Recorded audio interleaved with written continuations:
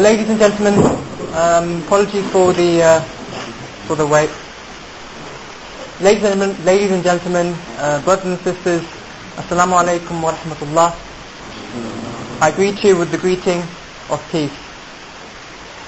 On behalf of the Islamic Society, I would like to warmly welcome you all to Discovery Week 2005, the grand launch, with some free food. Before we continue, it's in our tradition to recite a few verses from the holy book of the Muslims, the Quran. I'll pass you over to Umar al-Ghanim.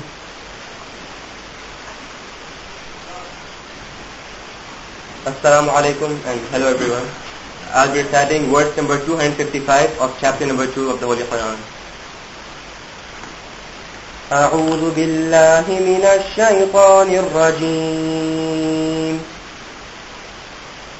بسم الله الرحمن الرحيم. الله لا إله إلا هو الحي القيوم لا تأخذه سنة ولا نوم له ما في السماوات وما في الأرض من ذا الذي يشفع عنده إلا بإذنه يعلم ما بين أيديهم وما خلفهم ولا يحيطون بشيء من علمه إلا بما شاء وسع كرسيه السماوات والأرض ولا يؤوده حفظهما وهو العلي العظيم.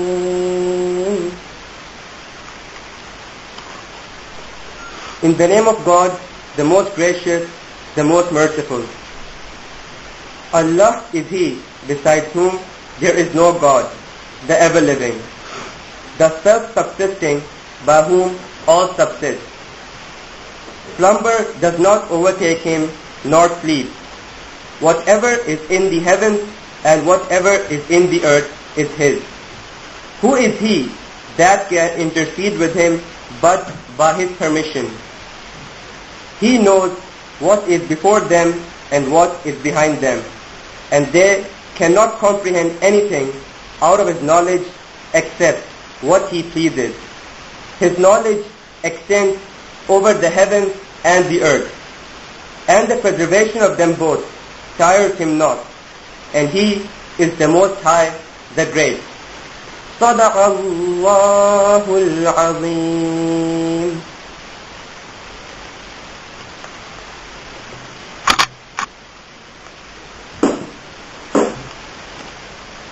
I'd like to thank you all for coming to the first event of the great launch, which is about to unfold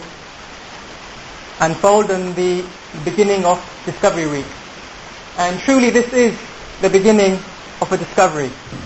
A discovery, the awareness and education of one of the largest faiths in the world today. Unlimited by land, by nationality or race.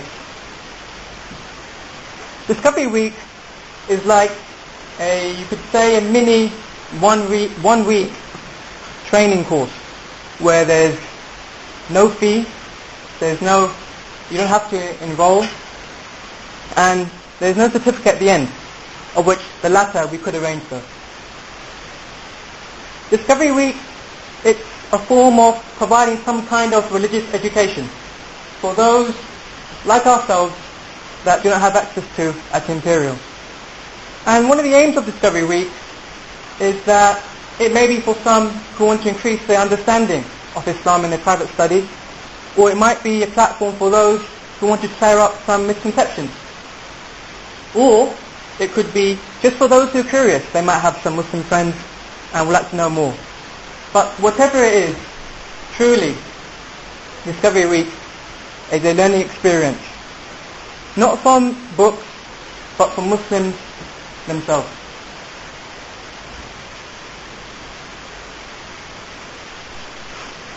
And the agenda for today, I know you're waiting for, is that we'll begin with the grand launch topic, followed by a short question and answer session, and then to end with what a few call the big munch. But to start it all off, we want to begin with our all-important question. A question that determines how and why we live. And that is the existence of God. Fantasy or reality. If you please allow me to introduce our speaker. He was born to British parents in 1964. He embraced Islam in 1988, and he now works for the London Cultural Centre and the London Central Mosque. The Islamic Cultural Centre and the London Central Mosque. Without further ado, I'd like to invite the speaker to begin.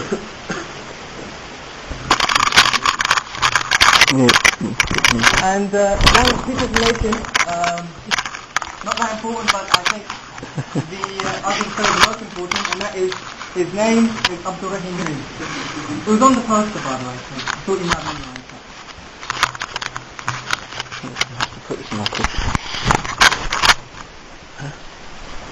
بسم الله الرحمن الرحيم الحمد لله رب العالمين اللهم Uncle Green sorry not distracted there إن الحمد لله نحمده ونستعينه ونستغفره ونعوذ بالله من شرور أنفسنا ومن سيئات أعمالنا ما يهده الله فلا مضل له وما يضلل فلا هادي له وأشهد أن لا إله إلا الله وأشهد أن محمدا عبده ورسوله. We give our praise in Allah. We praise Him, we seek His help, and we ask for His forgiveness. And we seek refuge with Allah from the evil of ourselves and from the evil consequence of our evil actions. Whomsoever Allah guides, there is none to misguide. And whomsoever Allah leaves to go astray, there is none to guide. And I testify that Allah alone is worthy of worship, and that Muhammad sallallahu alayhi wa sallam is the final messenger of Allah. Brothers and sisters, friends, I don't think that today, if you are familiar with the arguments and the discussions, intellectual ones and spiritual ones and philosophical ones, about how could we know that there is a God. If you are familiar with those, there probably will not be anything really new for you here today. Perhaps except the way that I might construct or put those arguments together. But I have a very firm, unwavering conviction and belief that the reality of the existence of a creator of this universe is the most simple, reasonable and rational explanation for the existence of our universe and for the explanation for the meaning and the purpose of our existence. But since I can see from the topics that lie ahead, I don't want to stretch myself outside the realm of the topic that I have been asked to talk about.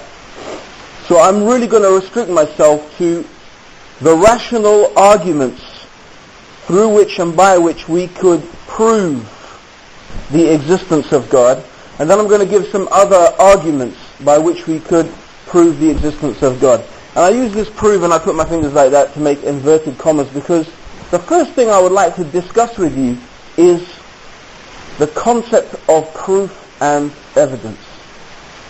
Now, the books of philosophy that I have read discussing this issue and summarizing the various arguments that the philosophers have brought And it seems to be philosophers these days have come to a decision that we can't really prove that God exists.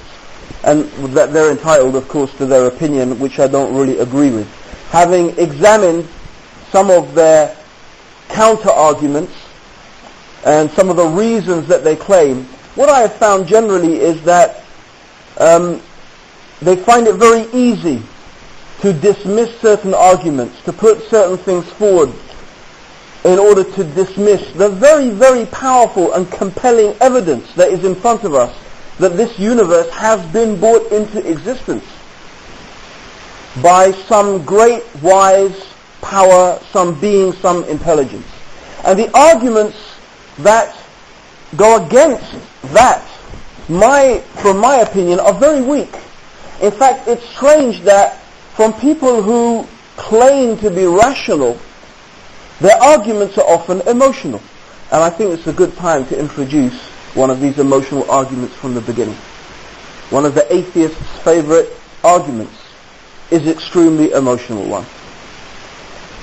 And it's been particularly brought to the highlight in the recent past with the tsunami. How could a God let such a thing like that happen? You have this tsunami, you have these disasters, you have these children dying, you have this pain, you have this suffering, you have AIDS, you have disease, you have war. How can there be a God? Actually, it's not a rational argument. It's not a rational argument. It's an emotional argument. The existence of these things say absolutely nothing about whether there's a God or not. That's the fact. The existence of these things has absolutely nothing to say about the issue of whether there is actually a creator of this universe or not. Why? Because the arguments that are always put forward about God's existence are based upon what we can observe of ourselves and our universe. The most compelling argument for me of all, and the other ones fail to sound convincing, is the argument of design. The argument that we live in a universe that is working according to laws. We find within it patterns, we find within it systems, and we find within the universe, the large universe, the cosmos, and also in the micro universe, the small things, we find incredibly intricate and complex mechanisms at work. We look at ourselves as human beings, our eyes, our brain, our lungs, our kidneys. We look at the world in which we live, the delicate nature of our planet, its distance from the sun, the alternation of the night and the day, the composition of the gases in the atmosphere. Each one of these things, if we examine them, are optimal for the existence of life. Oxygen is vital for our existence, essential for the existence of life. Yet too much oxygen can poison us. We find the perfect combination of gases: oxygen, carbon dioxide, nitrogen. There is a gas that protects us from the harmful effects of the sun's radiation. We find our Earth alternates at a certain rate, 24 hours. Imagine actually if the Earth was rotating on its axis extremely slowly. Imagine that, for example, instead of a day being 24 hours, imagine a day was 5 or 6 or 7 years. What would be the effect of that? The effect would be one part of the Earth's surface would become superheated, the other would become super cooled. It would be inconceivable, difficult to imagine how life could exist under such conditions. If the Earth was much closer to the sun or much further from the sun, again, the conditions would not be right. And we find when we examine ourselves, when we look within ourselves, when we look at the human beings, when we look at the creatures around us, we find things existing And they are really amazing in their intricacy and their complexity. The human brain, an absolutely remarkable instrument. I once heard someone describing the computing power of the human brain, and they compared it to the world's fastest supercomputer at the time. In terms of the processing power of the human brain, if the human brain was represented by something like this drawing board, so that's about what, a meter squared, if we took it like this, a meter squared, the world's fastest supercomputer computing power was the size of my thumbnail compared to the computing power of the human brain. These are the things that are very compelling. When we look at the laws which govern our universe, the stars, the galaxies, they are very compelling for human beings to believe that there must be some wisdom and some intelligence behind that. There is not one of us, who would take seriously for a moment the proposition that a simple desktop computer or a simple mobile phone, or for example this MP3 player that has now been put in my pocket, was a product of chance and coincidence. Although the main elements of this instrument are two things: plastic and silicon. Silicon being the chip that runs it. And what essentially plastic and silicon is what?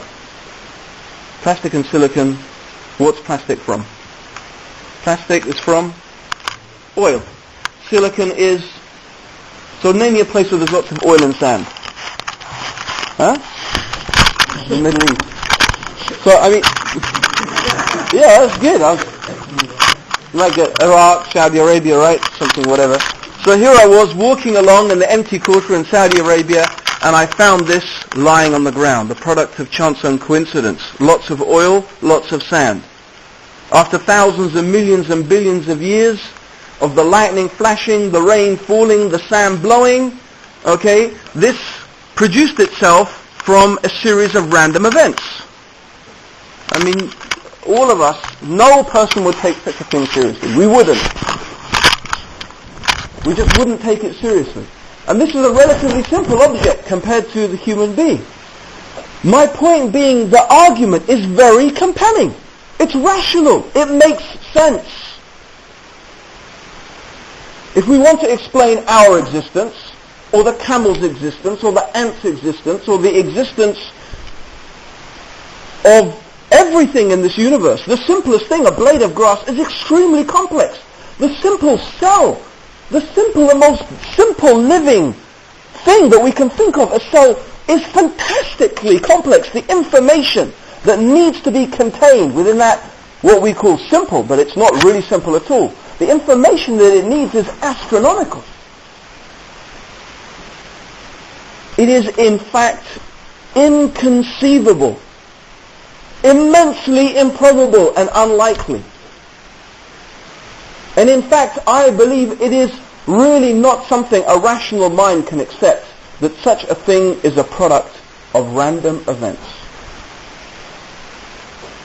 Now, people would say, and we could give so many examples. We could be here all day giving more amazing examples. And I have so many in my mind, things that personally amaze me. One of them, for example, is the termites. How termites build their mound is absolutely incredible. How do these little creatures that have no brain, they have no computers, we can't even be sure how they could communicate with each other, yet they manage to build a structure that maintains itself constantly at a steady temperature of 30 degrees. They have an inbuilt air conditioning system. They grow their own fungus to feed themselves. The balance between the air coming in and they have a ventilation system. They have a series. They make from the earth rings down in the base of their tower. Down in the earth, they make these rings, and they make channels so the air comes up through these rings and through. How do they know to keep this whole huge structure at a constant temperature? How do they manage to produce such a feat of engineering? but by random events, by, step by step, little bit by little bit. How? And since it's essential for their survival that this particular construction is maintained at that constant temperature, how did they survive before they were able to build such a thing? They don't have the capacity to gather that knowledge and that information. It suggests the logical, the rational conclusion would be that that information must have come from an external source. We look at our universe. We look at the universe in which we live. We don't ascribe to stars, to planets, to galaxies, the ability to organize. Yet they are amazing in the precision in which they are organized. Yet they don't have that ability to impose that upon themselves. How did it become organized? How did it reach this state? The universe does not have the capacity to organize itself. And we are not the creators of it. And did it come from nothing? Did this organization, this universe come from nothing? Well, this is another question we have to ask ourselves. Where in the totality of human experience do we find something coming from nothing? Where? I mean, yes, a magician may pull a rabbit out of his sleeve and we all go, ooh. But we know it's a trick. He made us believe that he pulled something from nothing, but we know it's a trick. Because we know in reality, you don't get something coming from nothing. The more complex, the more organized, the greater the evidence of the intelligence and the wisdom behind that thing. That is why an archaeologist, can go into the desert. He can go into the desert, dig in the sand, and he can dig out one single piece of pottery. One piece of pottery. And he will tell us so many things about the civilization that made it. He knows about the materials they used. He'll be able to estimate the temperatures they needed in order to bake that clay, in order to get it to reach that consistency. And in order to do that, they must have been able to have this level of technology. And in order to fuel those ovens, they must have been able to access this type of fuel. And if there is writing and inscriptions on it and artwork, then he could tell us even more. He doesn't need to see the people making that thing. He doesn't even need to see the cities or the towns. He doesn't need to see that civilization. But for him, this piece of pottery is conclusive proof of the people who made it, of the wisdom and the intelligence behind it. This is the argument behind design. That this universe must have some wisdom and some intelligence behind it. Now, someone might object, well, that doesn't prove that there's a God. All that suggests is there's some wisdom, there's some, maybe it could be a consortium of gods. Maybe it could be a company like Sony, like you have all these things working together. Well, that's fine. But, the point is, at least we reach the understanding that it is inconceivable and unreasonable and irrational to suggest that this universe and that we are a product of some random event of chance and coincidence.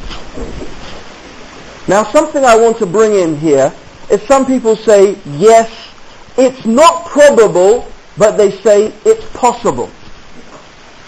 Some people say, we agree. Many people will agree it's not probable. Even Richard Dawkins, who calls himself a secular fundamentalist, I think he called one of his books Climbing Mount Improbability.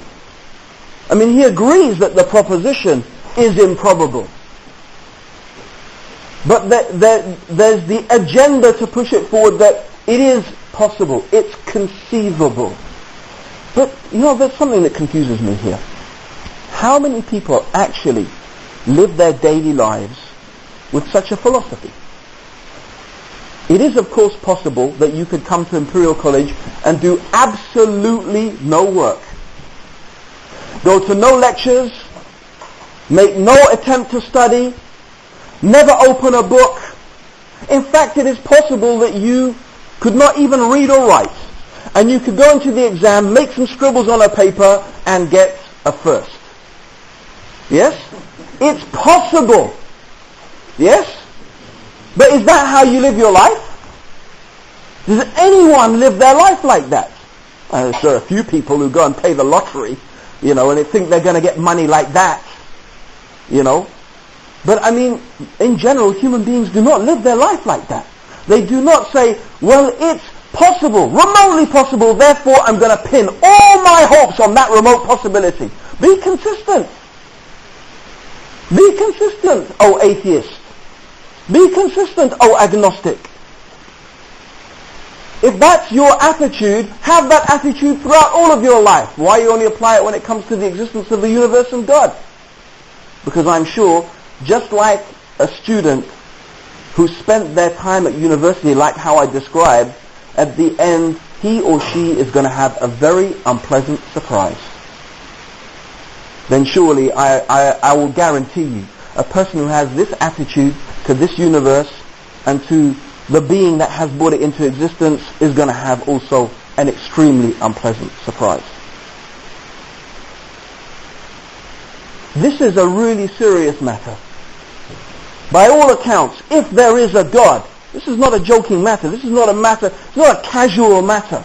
This is not a matter that we spend an evening thinking about it and, oh, that was a nice discussion. Because by all accounts, historically, from what people who believe in God and claim that this God has sent some revelation, by all accounts, they seem to agree that the consequences of failing to accept belief in this God and the consequences of failing to act in accordance to the dictates of this God are extremely severe. Therefore, everyone should take it seriously. Now, I wouldn't suggest that you take something seriously that's ridiculous. I mean, I don't really think people should take playing the lottery seriously. I mean, I don't play the lottery, and I think it's stupid to waste your money on it. Even if there is some remote possibility. But I don't think we're talking about a remote possibility. This is the point. The existence of God is not a remote possibility. It's an extremely logical and rational and sensible explanation for our existence and the existence of this universe.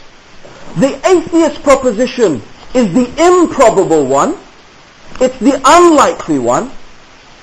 The atheist is asking humanity to take a huge chance that this hugely improbable proposition might be the reality. So what the believers in God are asking is actually a sensible, rational proposition. Now, of course, I'm a Muslim, and I've chosen to be a Muslim, and I've chosen not to be a Christian, not to be a Hindu, not to be a Jew. I've chosen to be a Muslim. And like I said, I'm not going to go outside my framework today, and people are going to be covering in future lectures some of the reasons, I am sure, why we believe Islam is the truth. But my main focus today is on the issue of God. So I hope that we have at least touched upon the beginning of the idea of why the argument of there being some type of intelligence, some type of power behind this universe, behind ourselves, that has brought it into existence is compelling. But that's not really enough. I'd like to go a little bit further than that. And I'd like to introduce some compelling arguments as to why there is only one such being, one God. And something also about the nature of this being.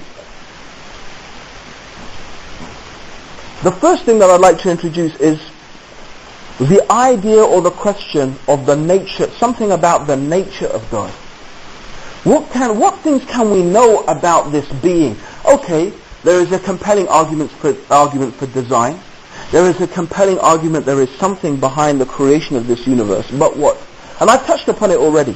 I've touched upon the idea that, well, the universe itself, within itself, does not contain the prerequisites for being its own creator. In other words, it didn't come from nothing, and it didn't create itself. The universe being a collection of stars and galaxies. Now we don't attribute to the stars and galaxies the ability to organize and systemize and create, but individually. We know of no individual star or galaxy that has that ability. And if they don't have it individually, how would they have it collectively? There's nothing to compel us, and there's no reason to make us believe that the universe together as an entity has the ability to create and organize and sustain itself. It's not an attribute that we ascribe to this universe. Therefore, the universe is not God. The universe cannot be God. In fact, I can't really see any rational reason to believe such a thing. In fact, I observe the universe, I observe you, I observe me, I observe the things in the universe, and I see these things need someone or something in order to bring them into existence and sustain them. They don't have that property themselves. They need something outside of themselves. The universe needs something outside of itself. There is another compelling reason to believe that the nature of God must be different from the nature of the creation. And that is because if the nature of God is not different from the nature of the creation, we actually don't have an answer to our problem. Our problem being, what is our problem? Here we have an organized universe. Here we have things within this universe working according to patterns and laws, delicate mechanisms. How did it come to be like that? That's our problem. Where did this knowledge, this information, this guidance, this systemization, where did it come from? Now, if the nature of God is the same as the creation, then in fact God is just another created thing. God, therefore, would be in need of the same explanation. If the creator is of the same nature as the creation, then we haven't found really an answer to our question. We can ask that question, the famous one, well, who created the creator then? And therefore it's very compelling for us that the creator must be different from the creation. The essence of the creator must be different from the creation. And someone may say, by the way, why couldn't we have a creator creating a creator, creating a creator, creating a creator ad infinitum? And the reason for this, there is a type of logical reason why that might not be possible, and we'd just like to illustrate it with an example. If I wanted to lift this whole unit here, can't do it by myself. Okay, so I ask Shazad over here to help me. He says, sure, I will help you, but I've got a condition. I will only help you if he helps me. And he says, yeah, and I will only help you if you help me. And the other one says, well, I will only help if he helps. And if everyone makes a condition that I will not help unless someone else helps, not very difficult to imagine. It sounds like an Islamic society, right? You know, I will do it if he does it, in a sense. So we should be used to that type of thing. So what happens if everyone says that I will help only if someone else helps? And if everyone makes that condition, what's going to happen? Nothing. Exactly. Nothing will ever get done. The table will never get lifted. Because as long as you have someone saying, I will help if someone else helps, and if someone else helps, then I will help, and everyone makes that condition, nothing will ever get done. This is to understand the concept. If there is a creator creating a creator creating a creator, it's the same scenario as lifting the table. If there's always something behind something, then in fact what happens is nothing ever gets done. Nothing ever gets created. As the table is never lifted, the creation is never created, but here we are. The creation is here. That's a compelling reason to believe that there must be a first cause, a primary cause, something before whom there is nothing. And a being that is the first cause must be of a different essence, a different nature from the creation. So as the creation is temporary and finite and needy, those are attributes that we can convincingly and confidently give to the creation. It's temporary, it's finite, limited, and needy. it's confined by space and time. Therefore, it is not irrational. It is quite sensible. It's quite compelling to reason that the Creator must be infinite, self-sufficient, and not confined by space and time. So therefore now we can confidently reason that there is an extremely wise, extremely powerful, extremely intelligent, I use that word cautiously, being that is self-sufficient, eternal, and not confined by space and time, infinite. Now, I usually sort of stop there and say, because I also find it very hard to be able to imagine, and I'm not saying it's not possible, but again, it seems to be the most likely of all choices from a reasoning point of view, that there could only be one infinite, self-sufficient being. There are other reasons, compelling reasons, that we might think that there is only one such being, and that is also linked to, it goes back to the nature of the design of this universe. The nature of this universe, one of its characters is symbiotic nature. The way that everything relies upon everything and everything interacts with everything else. There is a type of design within this universe that shows and illustrates a powerful single underlying force. This again compels us to the understanding that there should be one Creator, one being that has brought this universe into existence. Now,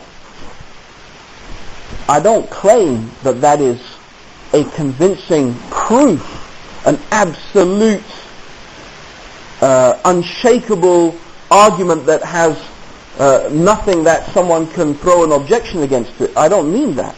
But what I do believe is that this is a very, very compelling, very rational, very sensible belief. It's a very satisfying explanation for the existence of ourselves and for our universe. However, I think for some people it may be enough. For some people it may be enough. For others, they may need something else. They may need something more compelling. Or it still begs the question, well, even if there is this God, what's that got to do with us? For some people, and there are people who believe that. There are people who believe that there is such a God. But what is the connection between God and human beings, if there is anyone? Why should God care about us? What are we? Just specks on an earth that's a speck, in a universe that's a speck. But what is the universe? A speck before an infinite God. So why should God care about? These are all important questions. They're all good questions. But I'm going back to my point about the atheist, the argument of the atheist. This, therefore, shows and illustrates why the argument of the atheist about the tsunami and AIDS and disease has actually got nothing to do with the existence of God. It's got nothing to do with the issue of whether there's actually a creator, one who has brought this universe into existence. What it does question, however, and we'll be honest about that, is it questions the nature of God. Why? Why does God let these things happen? Why does this creator, or why did this creator make the universe and make this world the way it is? Now, it's very interesting that when we look at ourselves as human beings, what we find is that there is not a need that we have. There is not a single need that we human beings have, except that we find that there is a means to satisfy that need. Think of any need that you have, physical, emotional, mental, spiritual. Human beings have many needs. They're not only the need to breathe and to eat and to drink. We have many other needs. We have emotional needs as well. And we find that those needs have been met. In fact, often we find that not only have they been met, but they have been fulfilled generously, we could say.